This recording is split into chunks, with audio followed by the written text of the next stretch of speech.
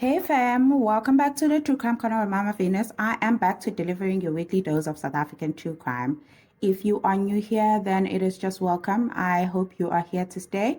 Please go ahead and click on the subscribe button if you haven't. Also click on the notification bell so that you won't miss any of my videos. Okay guys, as you've seen on the title of this video or episode, depending on whether you are listening to this on YouTube or on other podcast platforms, this is more of a think piece than a story about a specific true crime event or serial killer. Okay, let's begin.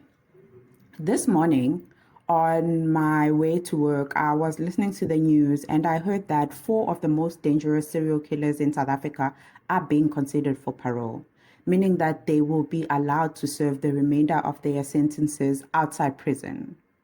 Now, this shocked me because I assumed that being sentenced to more than 100 years in prison, like behind bars, you would never, ever leave the prison walls while you are still alive. Turns out this is not true, and according to the Department of Correctional Services, parole is an automatic process. And I quote, "Every offender is considered for possible placement on parole upon reaching their minimum detention period, regardless of the nature of their offenses." Close quote.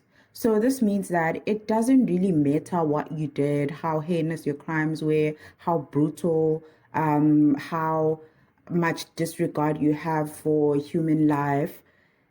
If you've served the required minimum of your total sentence, then you will automatically be considered for parole, of which I found extremely unfair. But okay. Yeah. So the serial killers that are being considered for parole are Mhlengwa Zikode, Stuart Vulcan, I'm not sure how to pronounce his name, Cedric Market, and Lazarus Masingani. Let me give you just a little background to all of them so that you can understand why I am completely shooketh. Okay. Mhlengwa Zikode, also known as the Juniper Killer, murdered 18 men and women, raped 10 women. All his victims were between the ages of 20 and 30. This all took place in a space of 2 years, between 1993 and 1995. He would break into people's houses in the dead of night, shoot the men, drag the women to the nearby plantations, where he would rape them for as long as about 5 hours and then kill them. Sometimes if the woman would resist his sexual assault, he would kill her first, then proceed to perform necrophilia, that is, performing sexual acts on a dead body. He would also randomly attack women in the footpaths of the village who were either walking to fetch water from the river or to fetch wood from the nearby forest. He was sentenced to 140 years in prison in 1997, and he was only 23 years old at this point, meaning that he started his crimes at the age of 19. Next is Stuart Vulcan, also known as the Boetie. Excuse my pronunciation. Stewart is regarded as a highly unusual serial killer because he killed people from 2 distinct victim types. He targeted female sex workers and he targeted young boys who were homeless. This is in addition to killing his 10-year-old daughter. Just imagine. All this took place between 1990 and 1997, and during his trial, a psychologist who examined him said that Wilken fits the classic profile of a serial killer and will murder again when opportunity arises, whether he is in prison or he's outside. In February 1998, he was found guilty of 7 counts of murder and 2 counts of sodomy, and he was sentenced to serve in life terms in prison, and the judge at the time told the court that he would have sentenced Stewart to death if the death penalty was still available. So consider that type of a person being considered for parole, being released to society. Anyways, let's continue. The next person is Cedric Market, also known as the Wemmer pen killer or the hammer killer or the deranged killer. I think that alone, the AKAs alone, do tell you how much of a danger to society this person is. But okay, let's continue. Cedric is said to have operated in two areas within Johannesburg. First is Wemmer, hence the name Juniper Killer. Wemmer is a recreational area that is located in the south of the Johannesburg city center in a suburb called La Rochelle. The second area is the inner city of Johannesburg. The MO and the victim groups were different in both of those areas, and this made it very difficult for the police to link the crimes to him because they thought they were being committed by two different people. In fact, during the investigation of his crimes, two different criminal profiles were created, that of the Wemmer killer and of the Mhlengwa murders. Even in the Wemmer murders, though, Cedric's victims and MO would change from time to time. The Wemmer killer would target two different groups. He would target men or women walking alone, bludgeon them to death with rocks, then sometimes target couples in cars around the Wemmer area. He would attack these couples, shooting the men and raping the women. The Mhlengwa murders, on the other side, involved the murders of Indian tailors in the inner city area of Johannesburg. He attacked and killed them with a hammer inside their shops.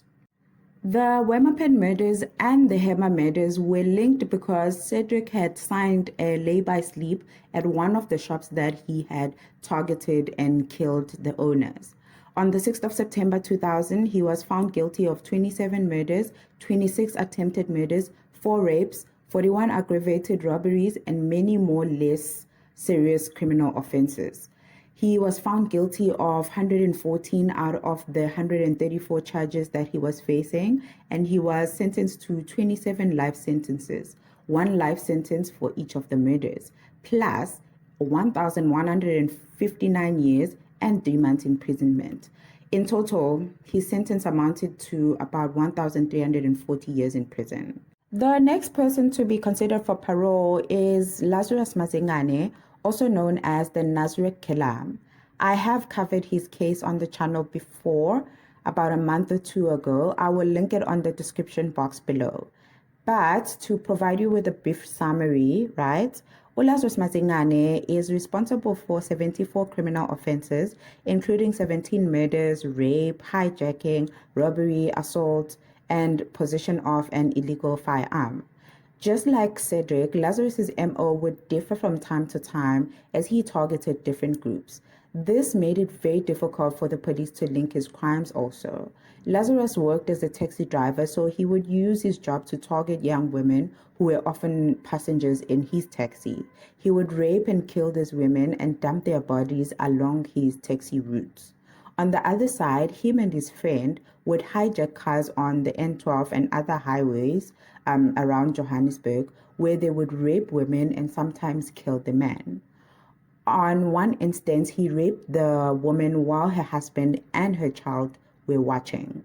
On the 2nd of December 2002, he was sentenced to 17 life sentences plus 700 years in prison. So collectively, all these people have been convicted of murdering at least 72 people. This includes men, women, and children. And between the 4 of them, there are crimes of murder, robbery, hijackings, rape, necrophilia, and many more other heinous crimes. But they are still able to apply for and be considered for parole. I mean, I know it's the law and stuff, and I'm not an officer of the law in any capacity, so I don't know any of the technicalities that go into parole considerations. However, it just makes me feel extremely unsafe knowing that people have been clearly demonstrating their disregard for human lives and have been declared a danger to society by the courts, that they might have a chance to get out and possibly continue where they left off. I mean, the level of crime in the country is already so high. Why would you want to release people who can possibly push it any higher? I know one can argue that they maybe have been rehabilitated and will be under scrutiny if maybe they are allowed to leave prison. But my thing is, we don't know for sure if they are rehabilitated. And for me, I wouldn't want to experiment with people's lives and see if someone is rehabilitated or not. Yeah, but that's just me. Anyways, please let me know what you guys think on the comment section below. I would love to also maybe get an opinion of a person who works within the law, especially in the parole board or something like that, just to find out how exactly do they arrive in their consideration for parole stage. Because I thought it was cut and dry that if you are a danger to society in a way that you have intentionally murdered multiple people, you should just stay in prison or in isolation because you clearly have a difficulty letting other people be. But turns out the law doesn't agree. I mean, what a shocker. Okay, guys, thank you for clicking on this video. Please don't forget to like, share, subscribe, share your thoughts if you haven't. Bye, guys. See you on the next one.